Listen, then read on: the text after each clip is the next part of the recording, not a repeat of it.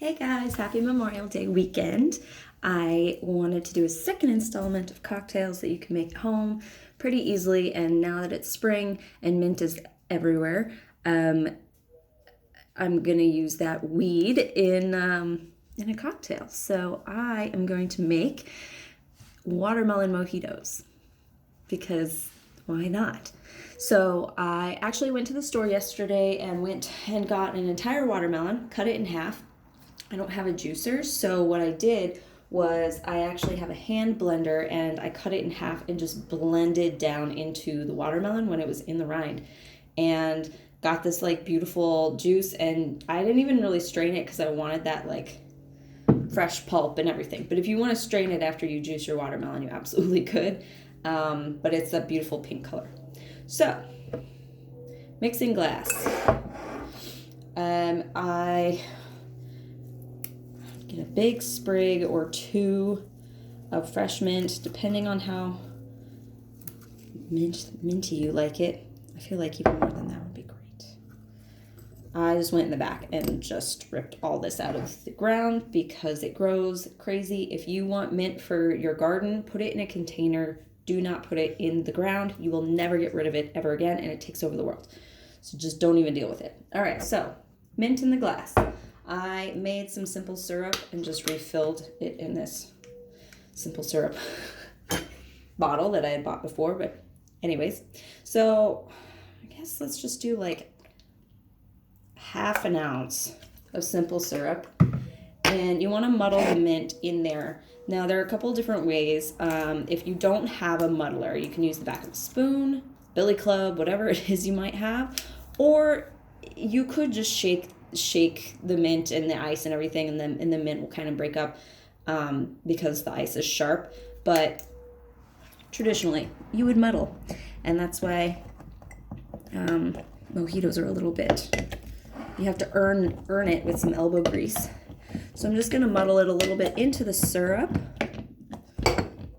not too much. All right. Okay. Muddled, hard parts over. All right, so next would be limes. You may have also seen people muddle the actual limes into this concoction with the syrup and the mint. I juiced limes yesterday, so I'm just going to use three-quarters of an ounce of lime juice. I'm kind of guessing on the ounces right now because I haven't done this particular recipe. And then in with my watermelon. I'm gonna guess, since watermelon's such a delicate flavor, I'm just gonna do 1 ounce of the watermelon kind of puree. And if it sucks,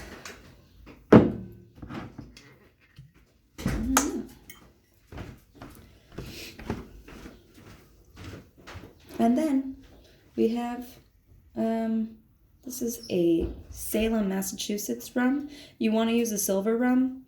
I would not recommend using a dark spiced rum. A flavored rum would be fine.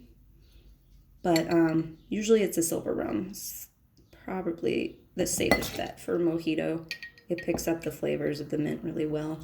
I'm going to do 2 ounces because I do 2 ounces of everything. All right. Next stop is ice. Shake it up. You can either strain all the mint out if you don't like the roughage. I like the roughage. I'm going to drink it with a straw anyway, so shake it up hard.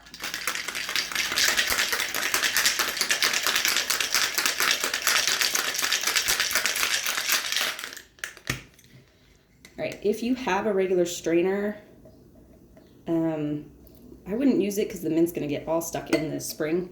So you can either use a fine strainer to pour all this out if you want the roughage out of there, or you can just do it the old-fashioned way here and pour it directly in. I'm going to add a little bit more ice because I just obliterated a bunch of it.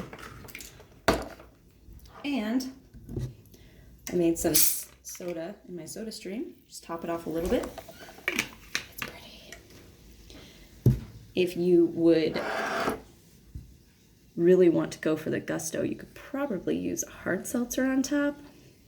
maybe like a lime, a lemon, a watermelon seltzer, that's pretty hardcore, and more power to you.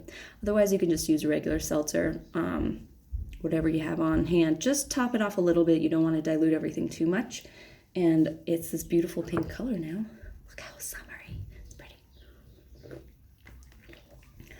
Oh my God. Yep. I'm having 12 of those on the deck.